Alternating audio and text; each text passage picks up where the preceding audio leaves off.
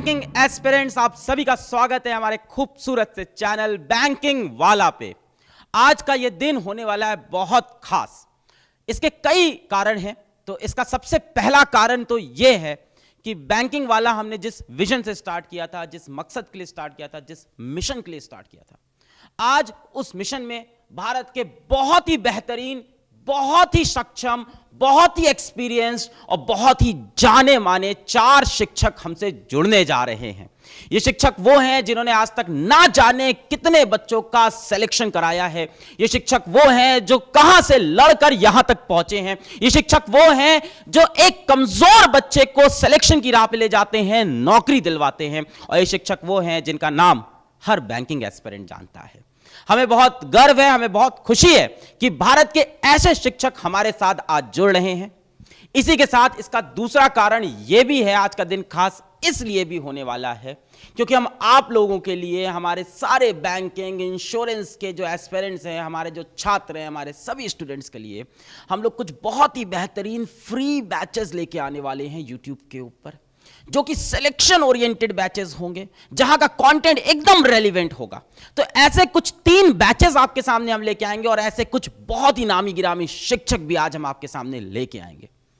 PW ने banking वाला क्यों शुरू किया, इसका मैं कारण बताता हूं। क्योंकि हम चाहते हैं कि गांव में बैठा हुआ, टियर 3 सिटी में बैठा हुआ एक ऐसा बच्चा जिसके पास पैसे का अभाव है, वो सिलेक्शन से वंचित ना रह जाए, सिर्फ इस एक बात के लिए। और ये कहानी हम सब की है, ये कहानी मेरी भी है। ऐसे ही घरों से मैं निकला हूं, ऐसी जगह से मैं निकला हूं। मेरे पापा साइकिल पे तेल बेचते थे, मेरी मां घरों में जाके ट्यूशन पढ़ाती थी, मैं खुद क्लास 8 से ट्यूशन पढ़ा रहा था, और वहां से संघर्ष करके हम लोग यहां तक पहुंचे हैं। और ऐसे ही बच्चों की कहानी है जो हमें मोटिवेट करती है इस रेवोल्यूशन को हमेशा आगे ले जाने के लिए। और इसीलिए हम ऐसे लोगों को हमेशा ढूंढते रहते हैं इंडस्ट्री के अंदर, ऐसे जितने भी लोग हैं जो इस विजन से अलाइन होते हैं, जो शिक्षा को सस्ता, सबसे सस्ता या मुफ्त करना चाहते हूं, और शिक्षा का स्तर एकदम टॉप लेवल होना चाहिए, क्वालिटी होनी चाहिए। ऐसे ही कुछ नाम आज हमसे जुड़े हैं जिनको मैं आपसे भी इंट्रोड्यूस कराऊंगा, जिनकी खुद की भी ऐसी कहानी है, जो ऐसे बच्चों से रिलेट कर पाते हैं, जिनको लगता है कि education is the fundamental right of every citizen in India, और वो हर बच्चे तक पहुंचनी चाहिए, और पहुंच क्यों नहीं पा रही है, सिर्फ और सिर्फ एजुकेशन पे लगे महंगे प्राइस टैग की वजह से। ऐसे फाइटर बच्चे, ऐसे जुझारू बच्चे, ऐसे तबके से आने वाले बच्चों के लिए मेरे पास एक कुछ लाइन है जो मैं आपको यहां पे बोलना चाहूंगा कि तुम कितनी आंधी लाओगे, हम वृक्ष नहीं मैदानों के। तुम कितनी आंधी लाओगे, हम वृक्ष नहीं मैदानों के। हमको नदियों ने सींचा है, हमको नदियों ने सींचा है, हम उगते हैं चट्टानों से। ये चट्टान जैसा जो तुम्हारा हौसला है, तुम्हारा जो डिटर्मिनेशन है, इसको तुम अपने अंदर बनाए रखना, और इसको तुम मरने मत देना। कभी भी ये लगे ना कि मुझे शिक्षा नहीं मिल पाई क्योंकि मेरे पास पैसा नहीं है, तो बेटा एक बार गूगल पे, यूट्यूब पे सिर्फ पीडब्ल्यू लिख देना, हम आपके साथ खड़े रहेंगे। तो आपको मैं मिलाता हूं भारत के उन शिक्षकों से जिनका विजन हमारे साथ अलाइन हुआ, जो इस रेवोल्यूशन के अंदर हमारे साथी बनना चाहते हैं। तो वो टीचर्स हैं, सबसे पहले बैंकिंग में मशहूर, जाने माने और बहुत ही experience Arun sir.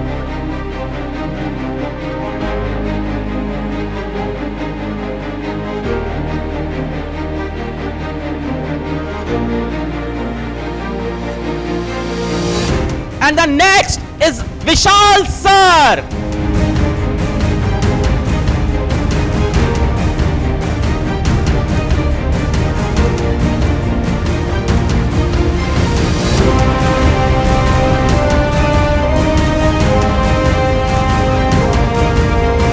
And the next is Puneet sir.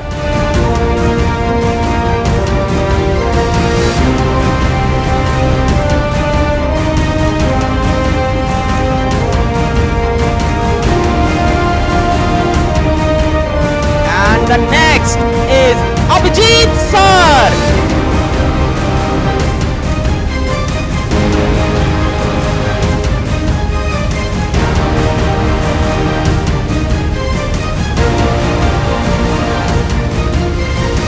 Hello sir, बहुत बहुत स्वागत है बैंकिंग वाला में और पीडब्ल्यू के इस मिशन में।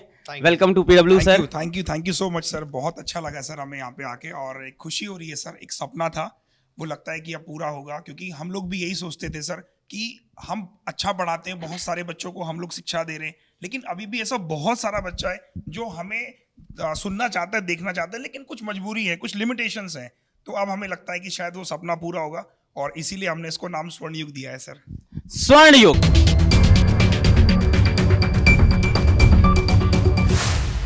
तो स्वर्ण युग नाम का हमारा एक नया फ्री बैच आ रहा है जो भारत का हर एक बच्चा देख सकता है जिसके पास सिर्फ इंटरनेट की फैसिलिटी हो, किसी भी मोबाइल फोन से, किसी भी कंप्यूटर से, लैपटॉप से, कहीं से भी देख सकता है। स्वर्ण युग हमारे बैंकिंग वाला चैनल पे आ रहा है। बैंकिंग और इंश्योरेंस का फाउंडेशन बैच है 2023 के लिए।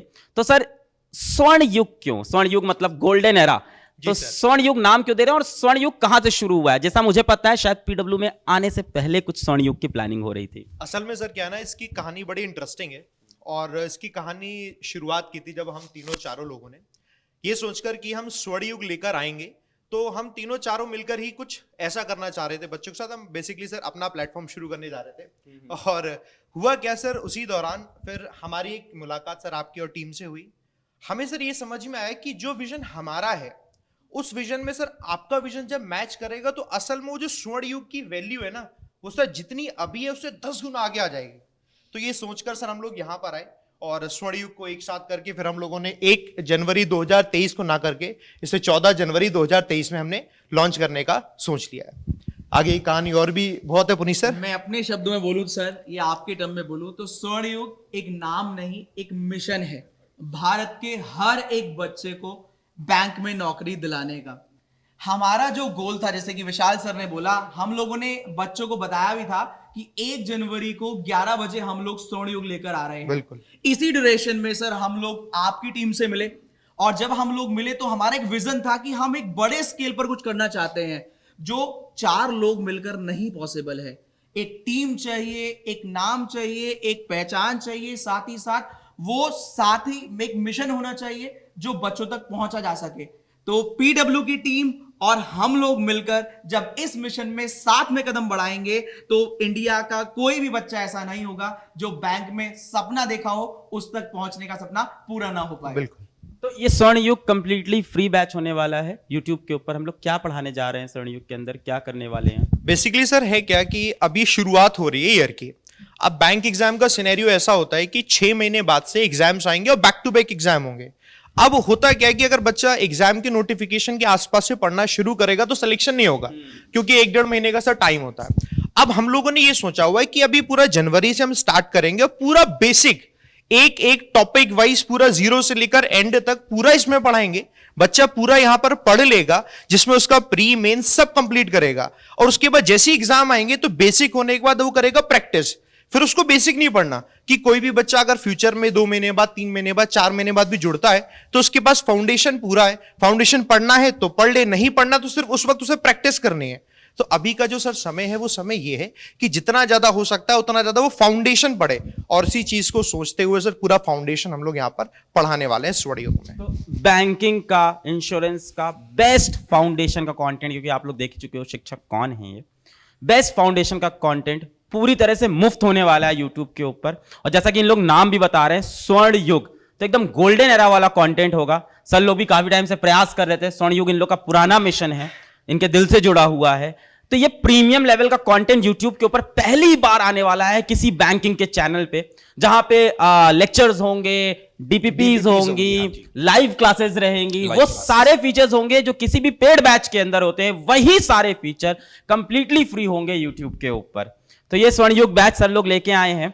एक और मेरा सवाल था, अभी मेरी आप लोग से वहां ही बात हो रही थी तो मैं ये चीज पूछा था, मैं चाहता हूँ वो बातें बच्चों के सामने भी हम लोग करें कि सभी की अपनी एक जर्नी होती है। तो आप लोग क्यों शिक्षक बने? बहुत सिंपल सवाल है कि क्यों शिक्षक बने। कोई मजबूरी थी कि शिक्षक बन गए या एक्सपेरिमेंट था शिक्षक बन गए, या लाइफ में कुछ ऐसा हुआ जिसकी वजह से शिक्षक बनना पड़ा? तो सबसे पहले सर मैं बताता हूँ कि होता क्या हमारी लाइफ में ना, जो जर्नी होती है, जो डेस्टिनी होती है, वो तो एक अलग ही होती है, लेकिन हमें वो छोटे छोटे क्लू ईश्वर देता है। तो सबसे पहले मैं अपना बताता हूँ, मैंने एमबीए किया है। तो जब मैं एमबीए कर रहा था तो कुछ लोग, जैसे हमारे बच्चे होते हैं ना, ऐसे स्किल तो सबके पास होती है, पढ़ना भी सब चाहते हैं, लेकिन किसी वजह से पढ़ नहीं पाते हैं। जैसे कॉलेज टाइम पे हर कोई पढ़ता नहीं है। तो मैं जब पढ़कर आता था तो मेरे एक ग्रुप होता था जो बिल्कुल नहीं पढ़ा होता था, तो मैं 4-5 घंटे पहले पहुंच के उस टर्म में उनको पढ़ाता था जिस लैंग्वेज में वो पढ़ना चाहते हैं, जो उनको ईजी टू अंडरस्टैंड हो जाए, जो सीखना चाहते हैं। तो मेरे पापा टीचर हैं, मैंने पूरा कोशिश की कि कुछ भी हो जाए टीचर तो नहीं बनना है कुछ भी हो जाए टीचर नहीं बनना है, तो मैंने वहां पे सिखाया। तो इत्तेफाक से कॉलेज प्लेसमेंट जब मैं पढ़ाना शुरू कर रहा था, मतलब मैंने वहां से मेरे को मिला कि हाँ यार मैं कुछ कर सकता हूं, ये नहीं था कि हाँ मुझे इसमें करियर बनाना है। तो इंटर्नशिप में मैंने कॉलेज, मेरे हापुड़ में ही, मैं हापुड़ से बिलोंग करता हूं, पास में कॉलेज था जहां एमबीए और बीबीए के बच्चों को पढ़ाया जाता था। तो मैंने कहा यार अप्लाई करके देख लेते हैं। तो उस समय तो मैं बहुत ही ज्यादा छोटा प्यारा नन्ना मुन्ना सा लगता था, मैं देखकर डर गया था। मैंने कहा इतने बड़े बड़े टीचर है, मैं यहाँ कैसे करूंगा, मेरे पैर कांप रहे थे सर उस समय। मैंने कहा ट्राई करते हैं यार, कुछ बढ़िया क्या पता हो जाए। तो सर मेरे को सिलेक्ट किया गया, मैं बीबीए के बच्चों को पढ़ाता था। विद इन 7 to 8 डेज के बाद उन्होंने मुझे एमबीए के बच्चों को पढ़ाने का भी ऑफर दिया, क्योंकि वो कॉलेज में इतनी फीस नहीं थी कि वो इतने अफोर्ड कर सके।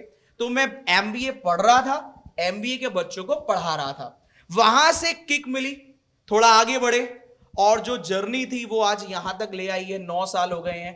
पहले एज अ एक्सपेरिमेंट शुरू किया था, आज वो जर्नी बन गया है, आज वो एक मिशन बन गया है कि हर बच्चे को साक्षर करना है। वो इजी टू टीच। अगर आज आप किताबों से करें, मेरे पास सर कोई किताब नहीं रहती है, कोशिश मेरी रहती है जो बच्चा जिस लैंग्वेज में पढ़ता है, मैं कहता भी हूं कि रीजनिंग ना मैं संभाल लूंगा, आप जीए मैथ और इंग्लिश संभाल लेना।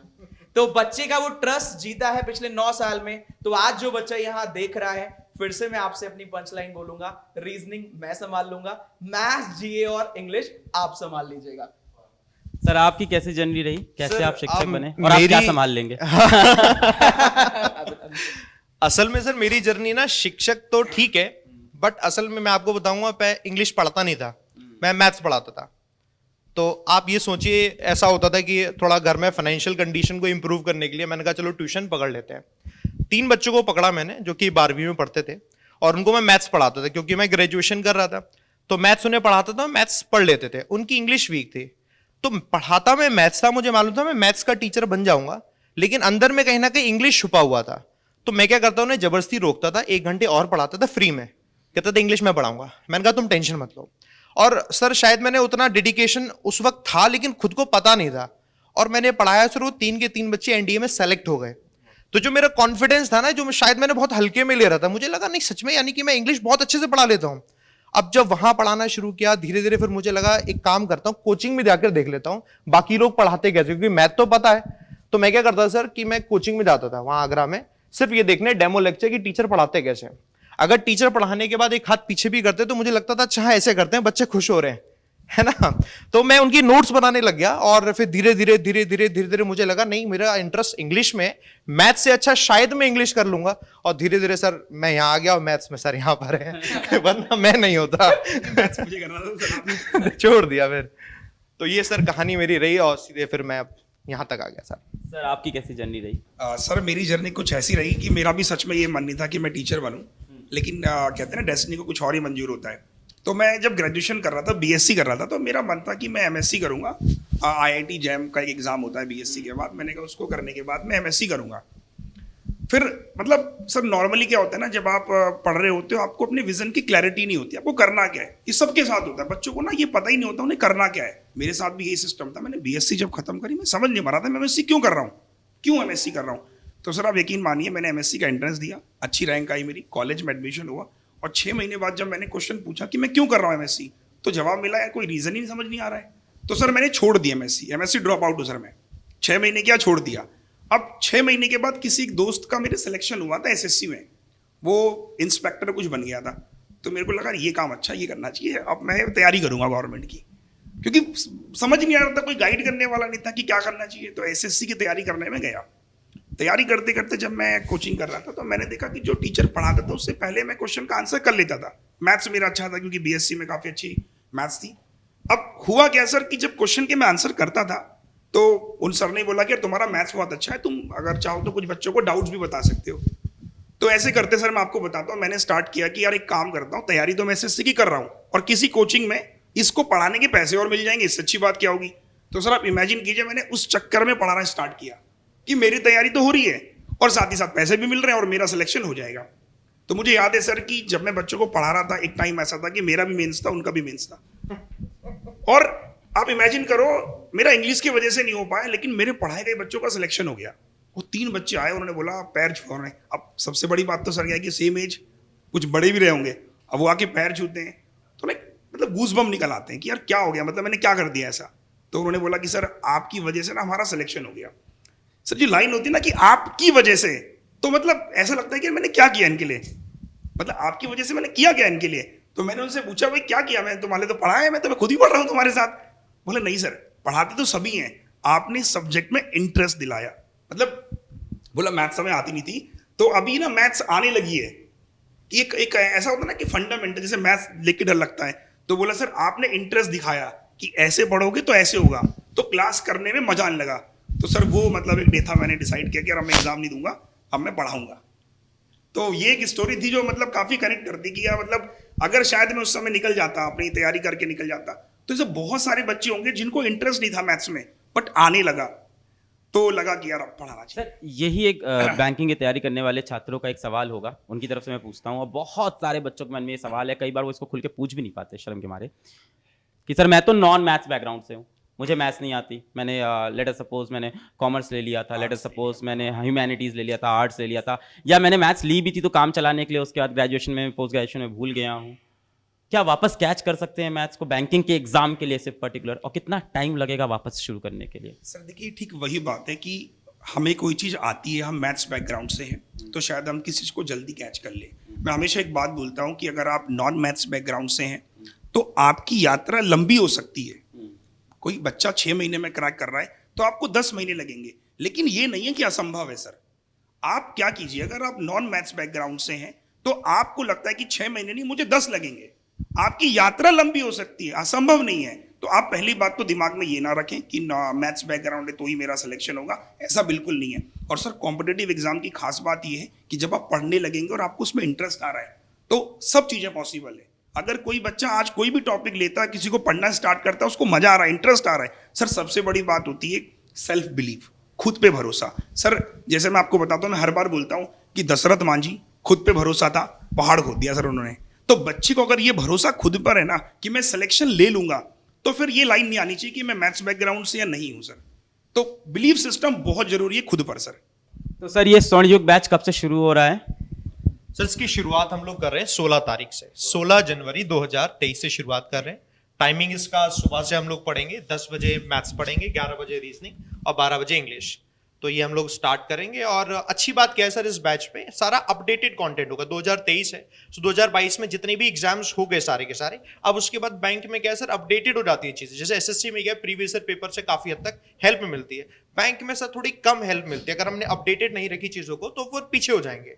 तो सारी अपडेटेड चीजें जो है इस बैच में मिलने वाली है और फ्री ऑफ कॉस्ट होगी। सारे टॉपिक्स को हम पढ़ेंगे, क्वेश्चन प्रैक्टिस भी करेंगे, सब कुछ करेंगे इस बैच में।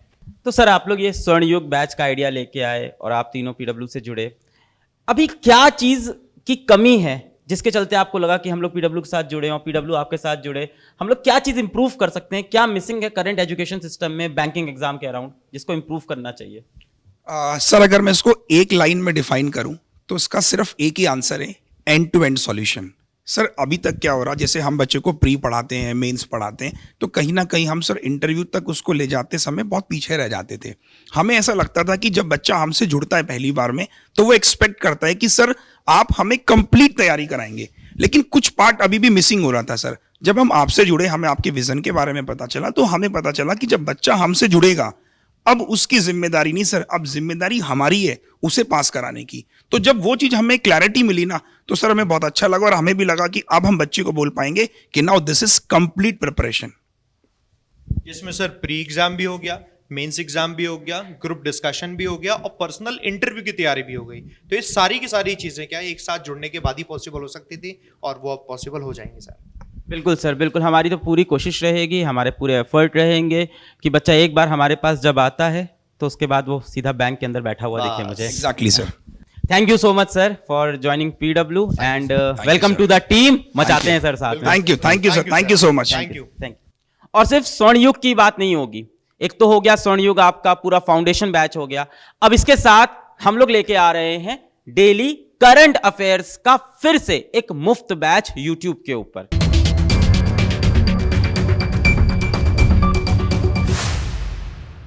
और ये डेली करंट अफेयर का बैच लेने वाले हैं आपके बहुत ही प्यारे अभिजीत सर। तो अभिजीत सर अगर आप यहाँ पे आए तो हम लोग बात कर पाए। Sir first of all welcome to PW. हम लोग बहुत खुश हैं आपके यहाँ आने से, इस मिशन में जुड़ने से। सर आपकी क्या कहानी रही, आप कैसे शिक्षक बने, कैसे शिक्षा जगत में आए, कैसे कैसे पीडब्ल्यू में फिर आप पहुंचे? सर थोड़ा सा इसमें एक स्टोरी है, इंटरेस्टिंग है। मैंने एमबीए किया और उसके बाद मैं एक जॉब कर रहा था लखनऊ में। मेरा रूममेट था, वो बैंक की तैयारी कर रहा था और मेरा कोई मतलब था नहीं ना देना तैयारी से। मैं मार्केटिंग की जॉब कर रहा था। हुआ क्या कि ड्यूरिंग उसके प्रिपरेशन में उसको फ्रैक्चर हो गया। अब बगल में इंस्टीट्यूट था तो मैं उसके साथ जाता था, मतलब बैठने के लिए कि फ्रैक्चर हुआ है पैर में उसके। मुझे मेरे एमबीए में बैंकिंग फाइनेंशियल जो न्यूज़ होती है ना, ये सब बड़ा इंटरेस्ट था इसमें।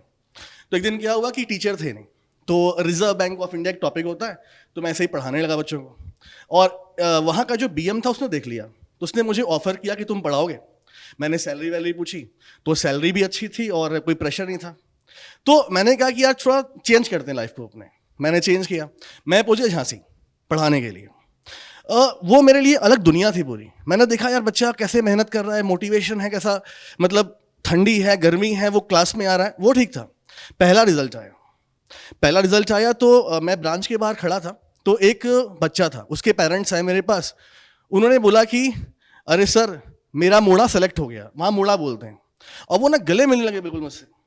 तो वो जो फीलिंग आई मेरे अंदर यार, वो लाइफ चेंज करने वाली थी। वो एक किक था, मतलब कि आप मतलब अपने लिए तो आप कर ही रहे नहीं, लेकिन आप समाज के लिए क्या कर रहे हो। तो वहाँ से मेरी लाइफ पूरी चेंज हुई और मेरा एक ऑब्जेक्टिव हो गया बस कि बच्चों का सिलेक्शन करवाना। बच्चा किस बैकग्राउंड से है, क्या उसका सब्जेक्ट है, उसे मैटर ही नहीं करता, हमें सिलेक्शन करवाना है उसका। और तब से सर मेरी लाइफ चेंज हुई और मैंने ये लाइन पकड़ी और आज तक मैं यहाँ पर हूँ। और फिर हमारी टीम बनी और हमारी टीम से जब बात हुई कि यार हमें कुछ करना चाहिए, कुछ चेंज लाने चाहिए स्वर्ण युग, और फिर आपसे मुलाकात हुई, तो जो विजन और मिशन हमारा है वो हमारा मैच कर गया। तो मुझे लगा कि मतलब एक टीम जब हमें स्ट्रांग होगी ना तो हम और आगे जाएंगे और पेनिट्रेट कर पाएंगे मार्केट को। That's why sir. सर आप करंट अफेयर लेने वाले हैं, है ना, इस करंट अफेयर के मुफ्त बैच में। जी, करंट अफेयर के लिए क्या स्ट्रैटेजी होनी चाहिए एक नए एस्पिरेंट की जिसने बैंकिंग अभी शुरुआत की है? करंट अफेयर की क्या स्ट्रैटेजी लेके चले जिससे वो सेलेक्ट हो जाए, क्योंकि करंट अफेयर में पढ़ने को सब कुछ है। Yes sir. सर देखिए आजकल एग्जाम बड़ा स्पेसिफिक हो गया है और अभी सर लोगों ने बोला कि रीजनिंग के लिए, मैथ के लिए, इंग्लिश के लिए हमारे टीचर्स हैं। लेकिन सर एक्चुअली क्या होता है कि सिलेक्शन वो ले पाता है जो कि अपडेट रहता है। State bank of India PO सबसे बड़ा एग्जाम है बैंक पीओ लेवल का, और state bank of India PO ने जनरल अवेयरनेस का वेटेज बढ़ा दिया इस बार, और इस बार सबसे ज्यादा मार्क्स की जीए आ रही है।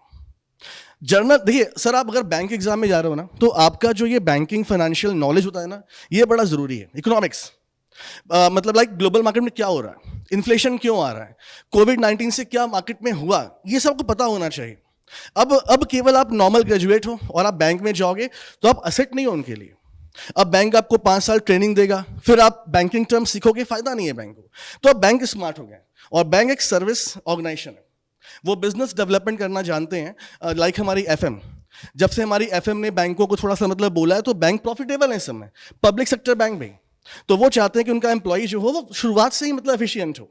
तो आजकल जो जीए हमारा है वो नॉर्मल नहीं है।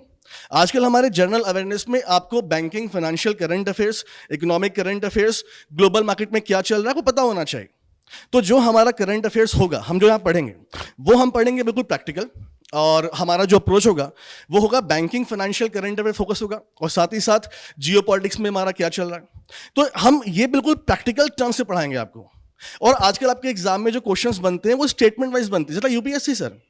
तो अब बैंक का लेवल वैसा नहीं रह गया, स्टेटमेंट वाइज क्वेश्चंस बन रहे हैं, बढ़िया बन रहे हैं क्वेश्चन। तो हम पूरा कोशिश करेंगे कि आपको हम लेटेस्ट इंफॉर्मेशन दें, अपडेटेड दें, और साथ ही साथ कोशिश करें कि आपका सिलेक्शन हो, उससे केवल पढ़ाना नहीं, सिलेक्शन भी हमारा एक रिस्पॉन्सिबिलिटी है। सर ये बताइए, डेली करंट अफेयर हम लोग कब से शुरू कर रहे हैं? सर ये 16 शुरू हो रहा है हमारा, और वीक में 6 डे क्लास होगी पूरी, मंडे से लेकर सैटरडे तक। रोज एक क्लास होगी? हाँ, ये सर लाइव क्लासेस हैं ये? हाँ, लाइव क्लास है पूरी। बहुत बढ़िया सर। ठीक है, तो बच्चों आपसे सर मिलेंगे अब 16 तारीख से क्लासेस के अंदर। Thank you so much sir, and welcome to PW again. Thank you sir, thank you. तो स्वर्णयुग के अंदर पूरी फाउंडेशन की तैयारी करेंगे बैंकिंग और इंश्योरेंस की। इसके बाद हमारे डेली करंट अफेयर हो गए, जिसमें मंडे से आपका सैटरडे रोज एक लाइव लेक्चर होगा करंट अफेयर का। अब इसके अलावा एक बहुत इंपॉर्टेंट एस्पेक्ट बचा है, वो है एडिटोरियल। तो एक और हम लोग फ्री बैच लेके आए हैं, ये भी पूरी तरह से मुफ्त है यूट्यूब के ऊपर, जो है हिंदू एडिटोरियल बैच।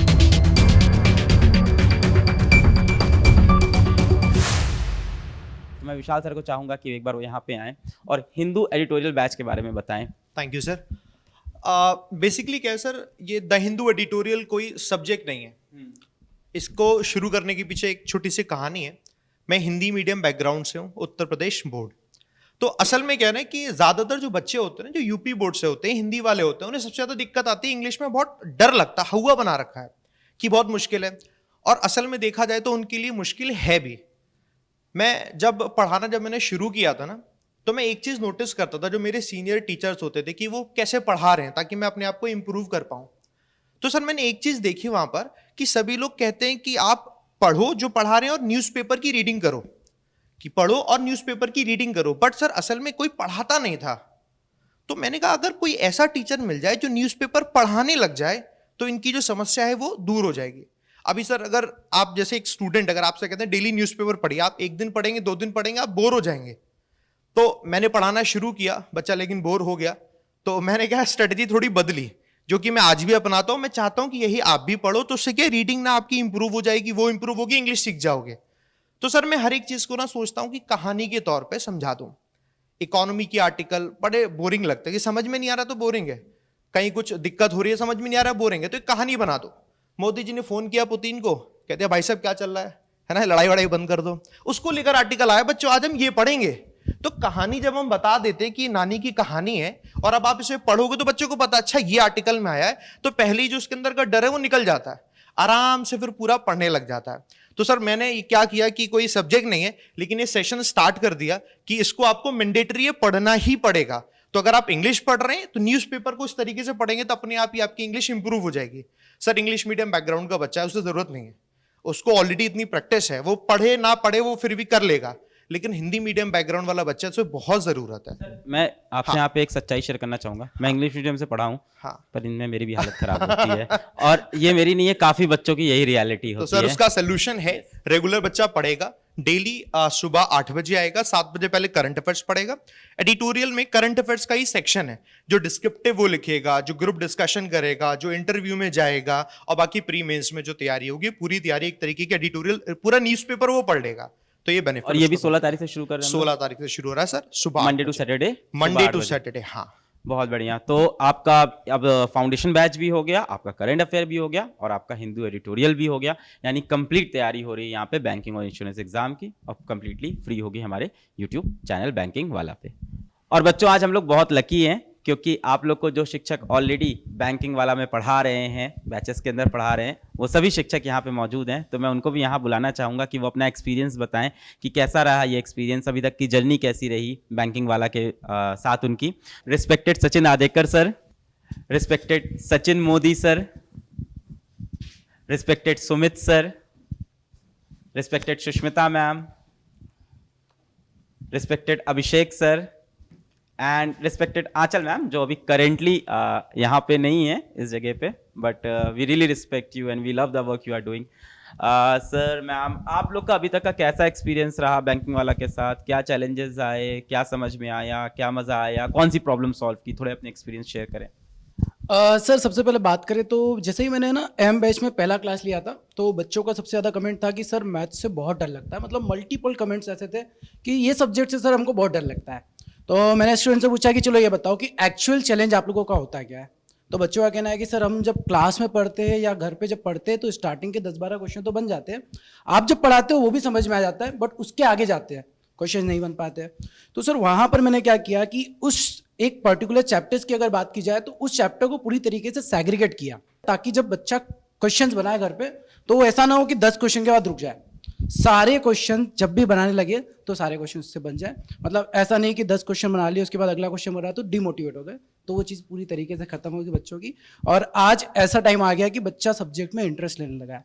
और ये बात सर बहुत अच्छे से समझ में आई कि सब्जेक्ट पढ़ाना नहीं होता है, बच्चे का सब्जेक्ट में इंटरेस्ट डेवलप करना होता है, और अगर वो इंटरेस्ट बच्चे के अंदर आ जाता है तो चीज़ें ऑटोमेटिक सब कुछ कंप्लीट हो जाती है। वाह सर, आपका कैसा एक्सपीरियंस रहा है? सर सिलेक्शन की एक कीमत होती है, मतलब क्या होता है ना, कई बार सिलेक्शन डर की वजह से रुक जाता है, तो वो जो एफर्ट्स होता है ना, तो स्टूडेंट को वो डर के आगे पुश करने के लिए कभी कभी मोटिवेशन की जरूरत होती है।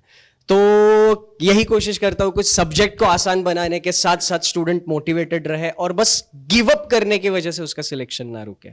तो ऐसा होता है ना सर, कभी कभी टेंशन आ जाता है, चीजें अपने फेवर में नहीं जा रही होती है, तो कुछ चीजें हमें मोटिवेट करती है। और ऐसी ही एक पोयम है जो मैं अभी यहाँ पे सुनाना चाहूंगा। पोयम है कोशिश कर हल निकलेगा, कोशिश कर हल निकलेगा, आज नहीं तो कल निकलेगा। अर्जुन के तीर सा सद मरुस्थल से भी जल निकलेगा। मेहनत कर पौधों को पानी दे, बंजर जमी से भी फल निकलेगा। ताकत जुटा हिम्मत को आग दे, फौलाद का भी मल निकलेगा।